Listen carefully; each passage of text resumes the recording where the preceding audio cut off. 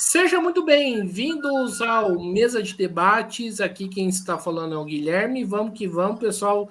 Dar continuidade aqui à nossa programação da semana, conversando, debatendo aí sobre diversos temas, diversas questões aí que são de suma importância debater para a nossa sociedade. E novamente vamos falar aí da questão dos idosos, né, dos aposentados, pensionistas e idosos de modo geral, né? É um tema que o Mesa de Debates, né, começou a querer tratar aí já faz algum tempo. Estivemos, né, no começo, no final de janeiro, né, no encontro dos aposentados e pensionistas em Aparecida, né? E vamos dar continuidade aqui ao nosso papo, conversando aqui com a Márcia Molina, ela que é professora e que trata aí bastante dessa área. Então, Márcia, antes da gente começar, por favor, fale um pouquinho aí de você. Então, eu sou Márcia Molina, sou farmacêutica sanitarista, trabalhei 32 anos na Prefeitura Municipal de Campinas, me aposentei lá, e dei aula 23 anos na Faculdade de Farmácia da PUC de Campinas. E hoje trabalho como voluntária, nós temos um projeto que se chama Economia de Francisco e Clara, que é uma proposta do Papa Francisco de criar uma nova economia que cresça sem destruir a natureza e sem excluir ninguém. Esse projeto tem algumas inserções sociais, como uma cozinha solidária, Guilherme, onde a gente hoje oferece 400 refeições por dia, a maioria para idosos. Então, é um trabalho, hoje o meu trabalho é um trabalho mais social, né? E profissionalmente eu estou aposentada. Maravilha! E, Márcia, né, você falou aí da campanha da fraternidade, né? É uma coisa que eu não costumo, né, acompanhar muito, né? Até porque eu não sou, eu, né, me considero ateu, mas acho que é importante trazer todos os temas aí possível para o canal. Explica um pouco aí para a gente em relação à questão da campanha da fraternidade aí desse ano. A campanha da fraternidade, Guilherme, ela tratou de um tema muito importante que se chama amizade social. Amizade social é uma encíclica do Papa Francisco que se chama Fratelli Tutti, que propõe que nós tenhamos um trato com as pessoas para além de quem é meu amigo, um trato de dignidade para além de quem é meu amigo. Todas as pessoas têm direito a ser tratadas com dignidade, né? Então, a amizade social é um jeito de organizar a sociedade em que todos sejam incluídos, todos sejam tratados com dignidade, independente de raça, cor, posição social, idade, né? Todos têm direito a ser tratados assim.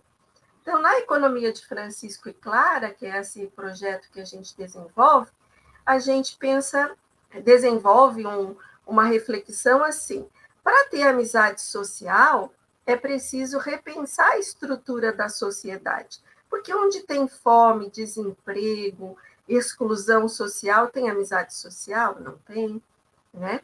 Então, nós precisamos repensar a estrutura da sociedade.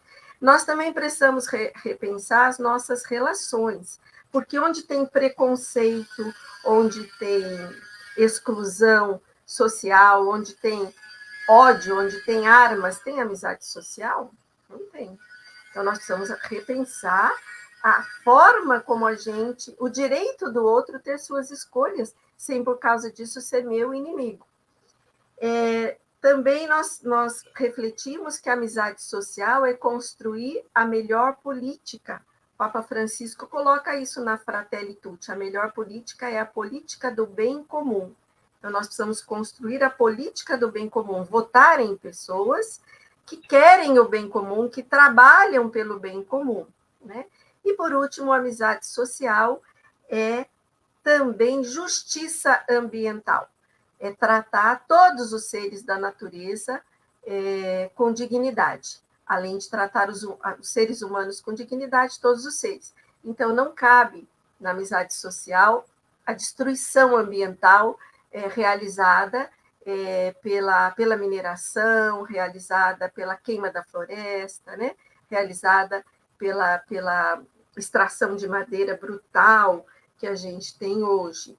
Então, a amizade social também tem a ver com o respeito à natureza, à justiça ambiental. Certo. Ainda nesse tema, né, você falou aí de guerras, formulação de políticas públicas e tudo mais, né? Pode-se dizer que o atual sistema que nós vivemos é um grande empecilho para que essa amizade social, né, se espalhe?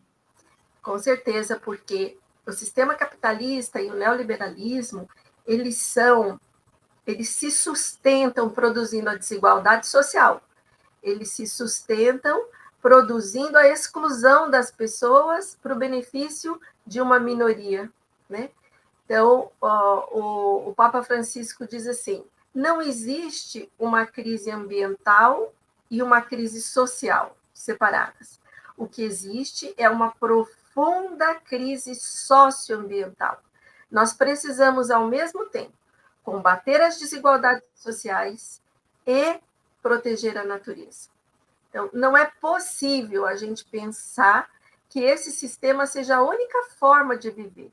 Esse sistema precisa ser repensado. O sistema capitalista e o neoliberalismo não servem para uma sociedade justa e fraterna como nós desejamos. Perfeito. E qual sistema seria esse, Márcia? Porque, por exemplo, eu me reivindico comunista, eu me reivindico socialista. É o socialismo? É o comunismo? Qual é o sistema que você está, né, reivindicando como alternativa? Olha, eu penso, Guilherme, que nós precisamos construir esse sistema, né? Seria muito bom se existisse o comunismo, mas eu acho que ele não existe. Existiu, talvez, em algum momento, o comunismo, né? Talvez os primeiros cristãos que vendiam tudo que tinham, era assim, eles vendiam tudo que tinham, punham em comum, né? Aí era comunismo, porque ninguém tinha suas propriedades particulares, era tudo colocado em comum e usado para o benefício de todos. Não existe essa possibilidade. Quem de nós está disposto a vender tudo que tem e colocar a serviço, né, da sociedade? O máximo que a gente consegue é a partilha, é a gente ter um compromisso com a luta dos trabalhadores e trabalhadoras, com a luta dos sem terra, com a luta dos sem tetos, né? Com a luta de combate à fome, que eu penso que tem que ser prioridade de todos nós, a luta de combate à fome. Eu elegi essa, viu, Guilherme?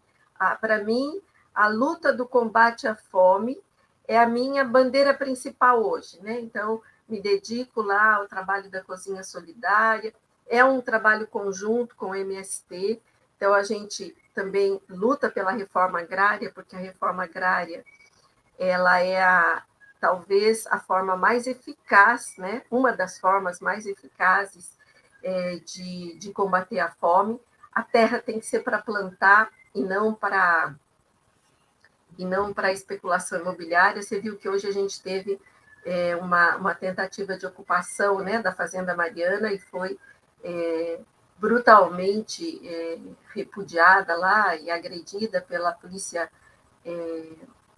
Da Guarda Civil. Pela Guarda Civil, que nem tem essa função, né? A Guarda Civil tem que guardar o patrimônio público e aquela fazenda é privada, a Guarda Municipal nem tinha que estar lá, para começar a história, né?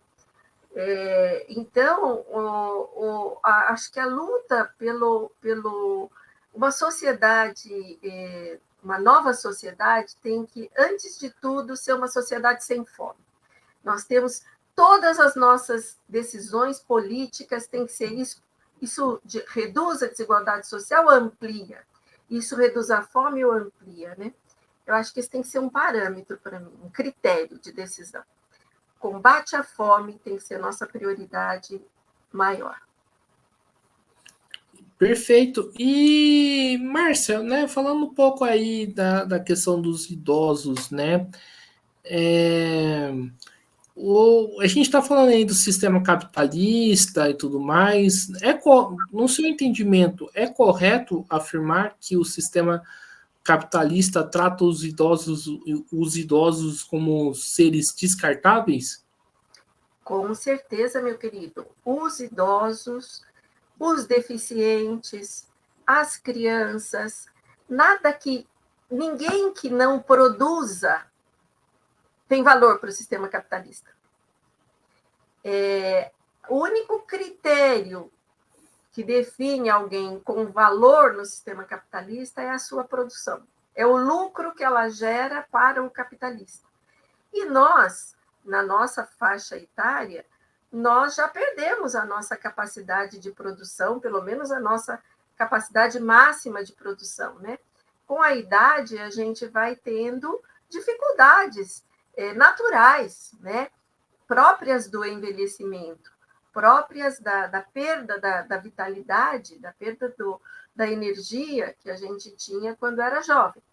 Então, para o sistema capitalista, nós não temos valor. Tanto é que as políticas públicas para os idosos, elas são muito, muito precárias, no Brasil e no mundo, mas muito fortemente no Brasil. Certo.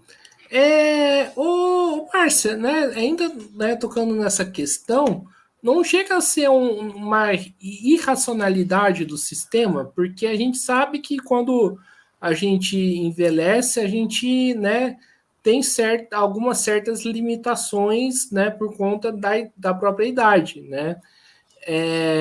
E não é irracional, né, o sistema, né, querer descartar essas pessoas, né, não dar um auxílio devido, como a questão da aposentadoria, né, digna e tudo mais, ou até mesmo fazer com que essas pessoas trabalhem até 70 anos. Eu penso que é uma demonstração, né, das maiores, da face cruel do capitalismo, né, que tem essa política do descarte das pessoas, né, a política do descarte das pessoas, porque, veja bem, os idosos têm direito a envelhecer. Todas as pessoas têm o direito a envelhecer. Sabe por que é irracional, Guilherme? Porque todo mundo vai envelhecer. Isso não é privilégio nosso. Todas as pessoas vão envelhecer. E o mundo está de uma forma. Quando eu era jovem, o Brasil era um país jovem. Hoje, o Brasil se tornou um país de idosos, né?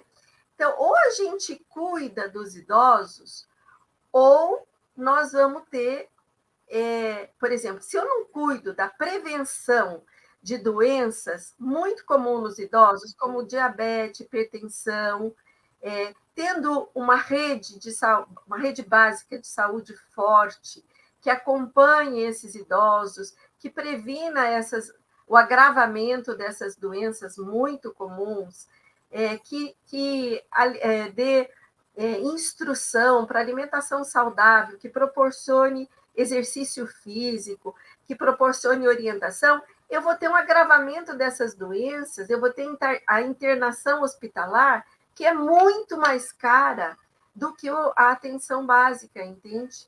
Pode oferecer.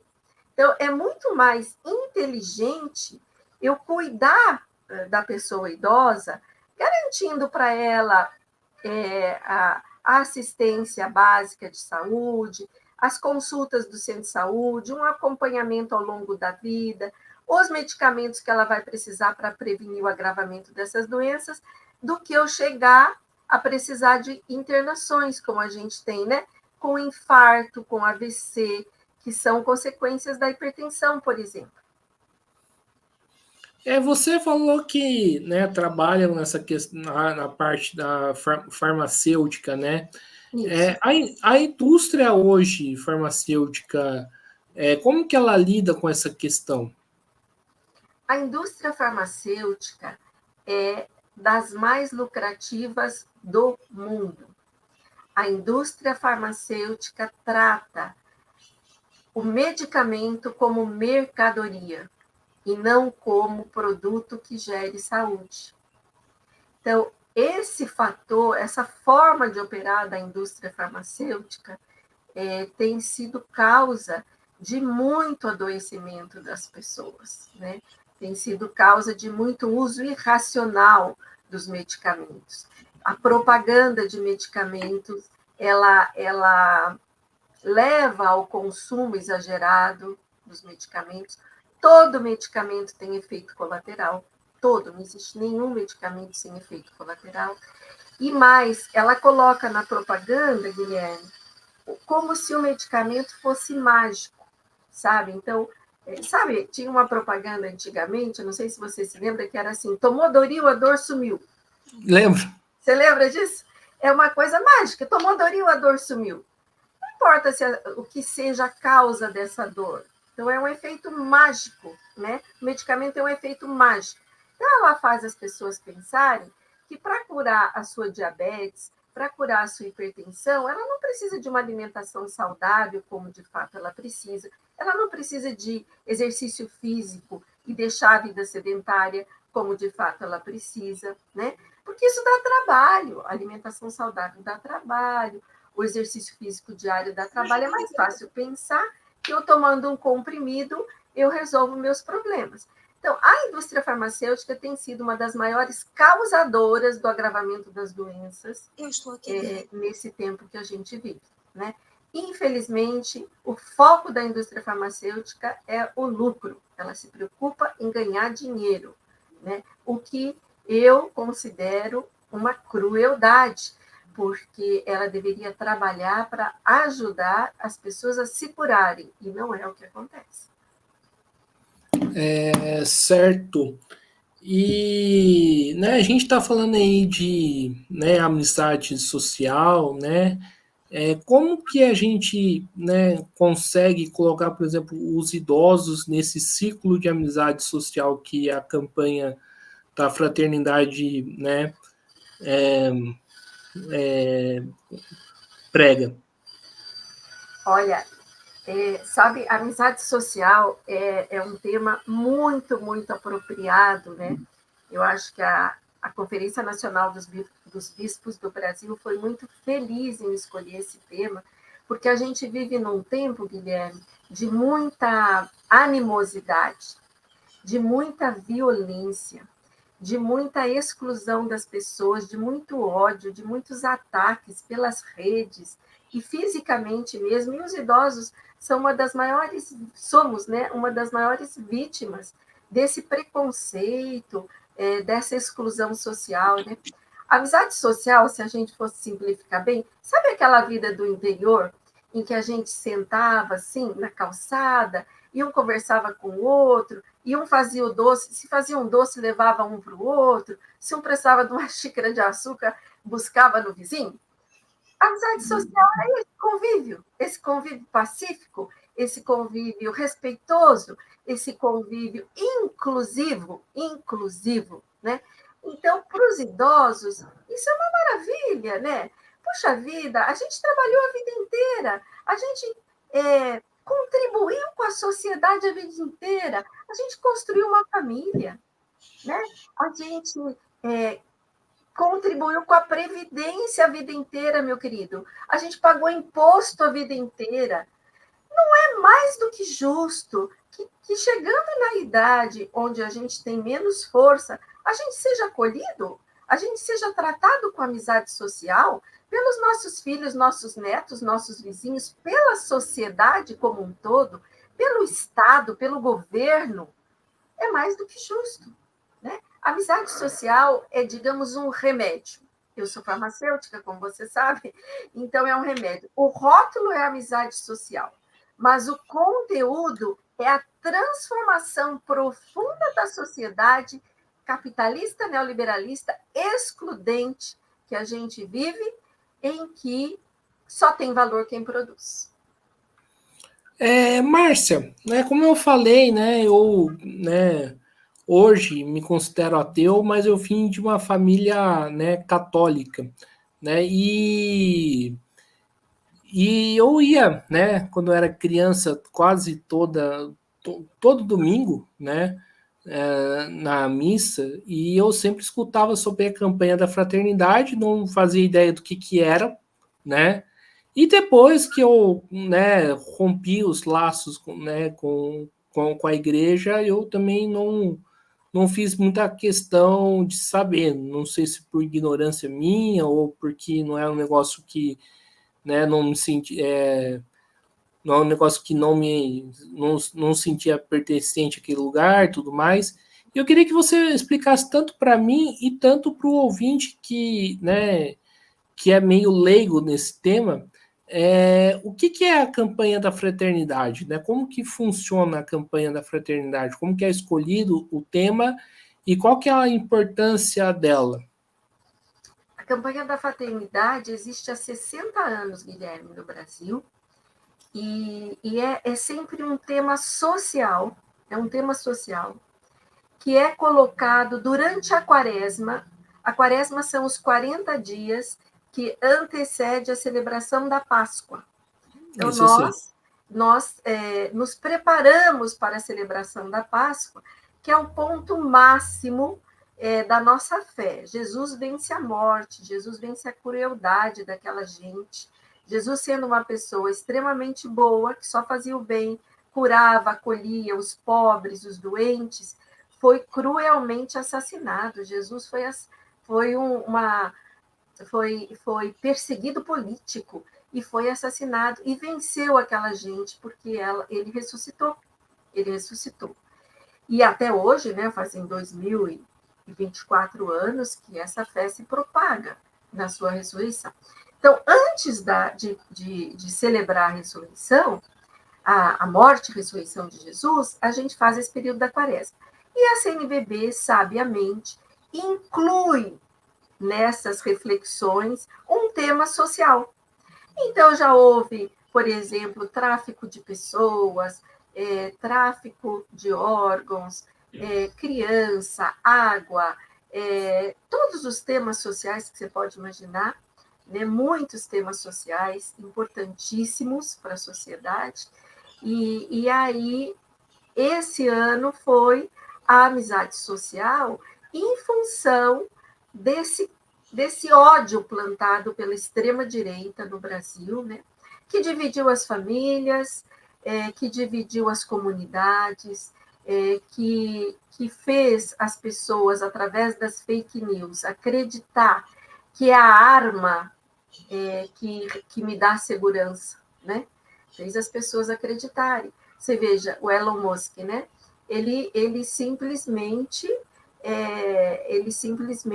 afrontou o Supremo Tribunal Federal, porque a extrema-direita não vive sem a mentira da fake news, não vive sem a mentira. Então, a extrema-direita convenceu as pessoas de que a proteção que nós precisamos ter é a arma em casa, que é uma grande mentira, porque a arma em casa, ela aumenta os feminicídios. A maior parte dos feminicídios acontecem em casa. Quem mata é o companheiro, quem mata é o namorado, com a arma que ele tem disponível em casa. Aumenta a morte de jovens negros, de crianças, de adolescentes. Então, nunca será a violência a solução para os nossos problemas, para os nossos conflitos. A solução é a amizade social, é o dar ao outro o direito de suas escolhas. O mesmo direito que eu tenho de fazer as minhas escolhas, o outro tem de fazer as suas escolhas. E não é por isso que ele é meu inimigo. Não é porque ele escolheu outro time de futebol, outra orientação sexual, ou ele tem outra cor que não é a minha, que ele é meu inimigo. E a extrema-direita prega a inimizade social. E, Márcio, vamos ser bem franco aqui, né? Isso tem algum impacto, né, dentro da base da igreja? Olha, meu querido, a igreja é tão dividida quanto a sociedade.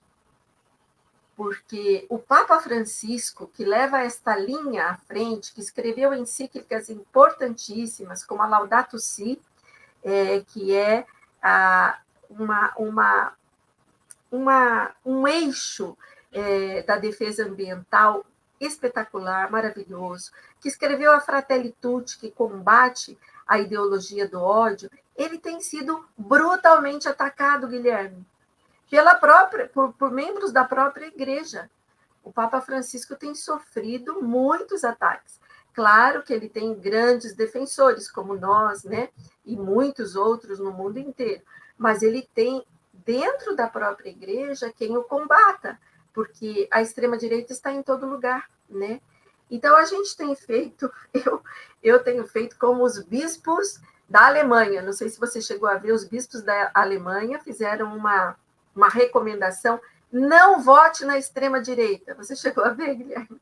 Eu Não. vi uma mobilização na Alemanha acerca disso. Não, e os bispos escreveram, sabe, uma recomendação: não vote na extrema-direita. Nós precisamos barrar a cultura do ódio, da exclusão social pregada pela extrema-direita, que cresce no Brasil e no mundo. Ela está dentro da igreja, né? Então, qual o impacto que tem a campanha da fraternidade? Ela tem algum impacto, porque as comunidades discutiram isso. Eu mesmo fui na Câmara de Vereadores, eu fui nas comunidades discutir amizade social, eu fui no grupo de idosos, fui no grupo de idosos, o grupo de idosos me chamou, eu fui lá no grupo de idosos. Então, criou-se, sabe, uma oportunidade de debate sobre amizade social. Isso foi muito bom, né? Isso foi muito bom. Isso foi uma reação nossa a essa propagação da cultura do ódio da extrema-direita. Agora, não dá para medir, meu querido, assim, foi muito, pouco impacto, algum impacto, mas não sei quanto. E aí cabe aquela pergunta, né, que eu sempre faço. Eu converso, né, com vários religiosos aqui, né, seja do setor católico, mas também de outras religiões, né, evangélicos, né, candoblecistas e tudo mais. E cabe a seguinte pergunta, né, para os cristãos: faz sentido, né, alguém ser cristão, e pregar o ódio, pregar, né, a violência, né, porque eu vejo, né, uma das coisas que me fez afastar, além de outras, foi esse negócio, porque o pessoal na igreja, né, fala em Cristo e fora da igreja menospreza o diferente, né, entre aspas, sendo que não é tão diferente assim. O que a extrema-direita prega, Guilherme, é o oposto do evangelho. Nenhum cristão sendo coerente, pode votar na extrema-direita, pode fortalecer a extrema-direita, porque é o oposto do que prega o evangelho, né? Eles foram para uma linha, eu nem compreendo exatamente, mas, assim, do Antigo Testamento, das guerras ali produzidas, do poder da arma, que é tudo o contrário do que o Novo Testamento e que Jesus traz, né? Então, eles esquecem Jesus, eles pulam o Novo Testamento. Jesus pregou o amor, Jesus pregou a inclusão, Jesus pregou a cura, o acolhimento das pessoas. Jesus disse: até um copo d'água que você der ao menor desses, é a mim que está dando, né? Até um copo d'água que você der ao menor dos meus, é a mim que está dando. Jesus está presente no pobre, no excluído, naquele que é abandonado pela sociedade. Então, é uma incoerência enorme um cristão defender que a gente deva se armar contra o outro. É uma incoerência tremenda. Eu peço, como pediram os bispos da Alemanha, cristãos, não votem na extrema-direita. Eles são o oposto do que Jesus pregou. E, ô Márcia, mas a gente, né, acho bem interessante isso que você coloca, mas a gente não pode negar o passado, né, da Igreja Católica, que em muitas das situações não é nem tão passado assim, né, que é do conservadorismo, né, apoio a regimes totalitários, autoritários. Como que você avalia isso? Ainda hoje, né, meu querido? Nem é passado, não, é presente. É presente, eu vejo o padre com arma na mão defendendo a extrema direita, né? Então o que eu te digo é assim, a igreja, nós dizemos, né, que a igreja é santa e pecadora, né? E a igreja, ela é o reflexo da sociedade. Então a mesma confusão que impera na sociedade impera na igreja, porque nós somos formados de pessoas, né? E aí as pessoas estão sujeitas aos equívocos do seu tempo. Eu considero um grande equívoco, Guilherme, um grande equívoco. Eu considero uma grande incoerência que haja quem se declare católico, se declare cristão e defenda o uso de armas, o uso da violência, as doutrinas da extrema-direita. Meu querido, está repleto de pessoas assim, mas no passado não, é hoje, no presente. Para mim é tristeza enorme. Ô Márcia, né, retomando um pouco a questão dos aposentados, né, dos idosos, qual que é a importância, né, que se tem, né, inclusive você que é farmacêutica, para discutir a questão da aposentadoria, né, porque os remédios, como tudo, né, estão subindo e a aposentadoria, né, por sua vez, não sobe, né, junto. Então, qual que é a importância, né, de fazer essa discussão? Olha, é uma questão literalmente de vida ou morte, né? Porque se nós não temos, como eu falei, uma atenção básica forte, um centro de saúde atuante, que vai fornecer medicamentos simples e baratos, por exemplo, como antipertensivos, né? Como medicamentos para o controle da glicemia, e vai oferecer um monitoramento dessa glicemia, e vai oferecer a insulina para quem dela necessita, isso vai por um agravamento que chega à necessidade de leito hospitalar, que chega à necessidade de medicamentos muito mais caros, né?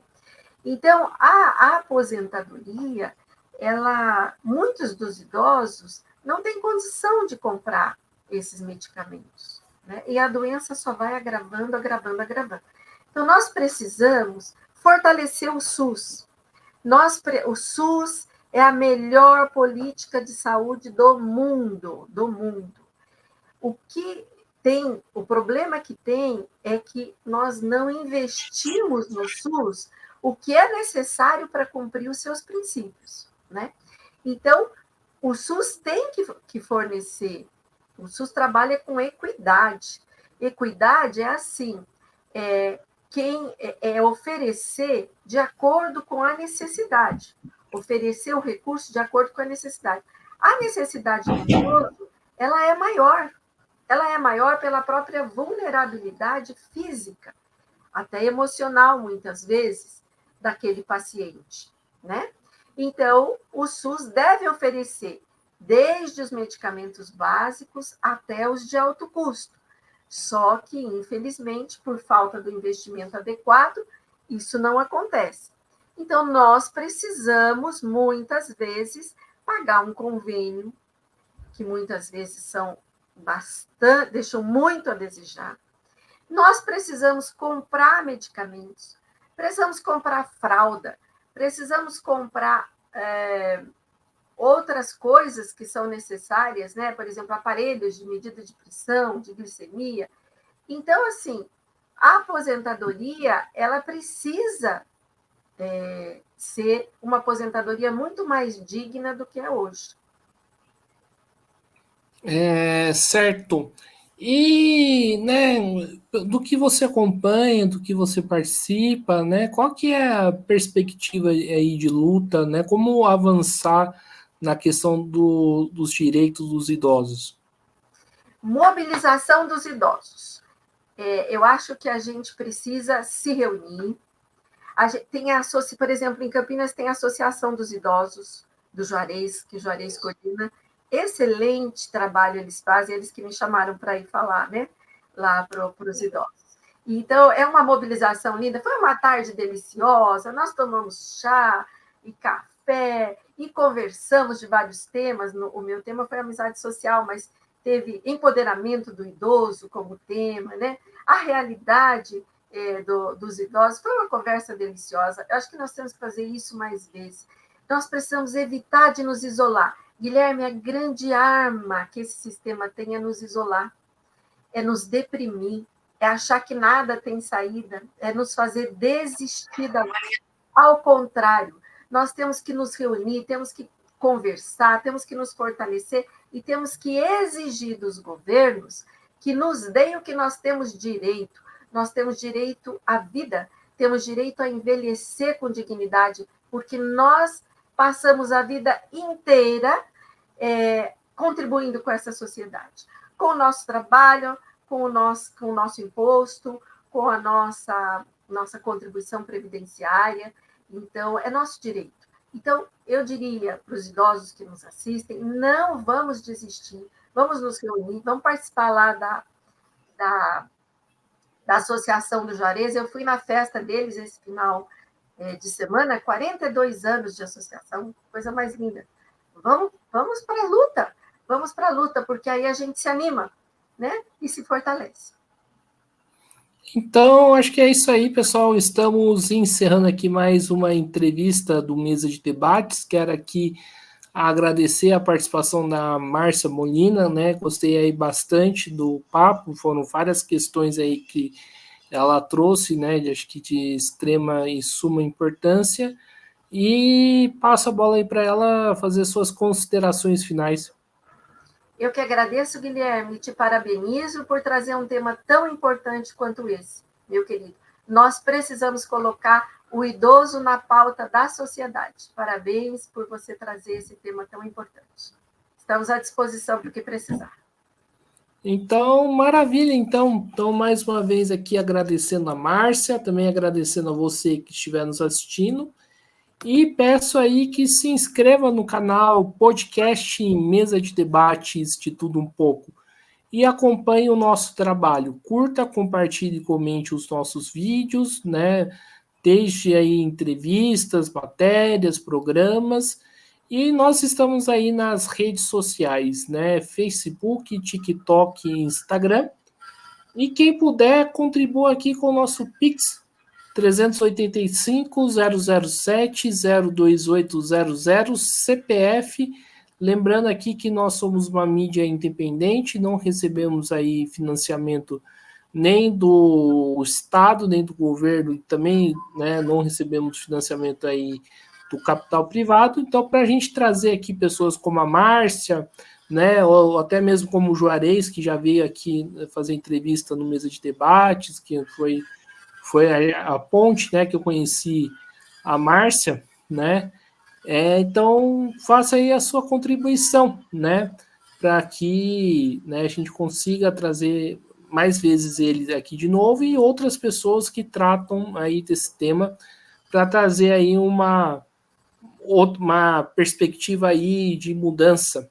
Então, acho que é isso aí, pessoal. A programação continua, né? Um forte abraço a todo mundo e até a próxima e fui!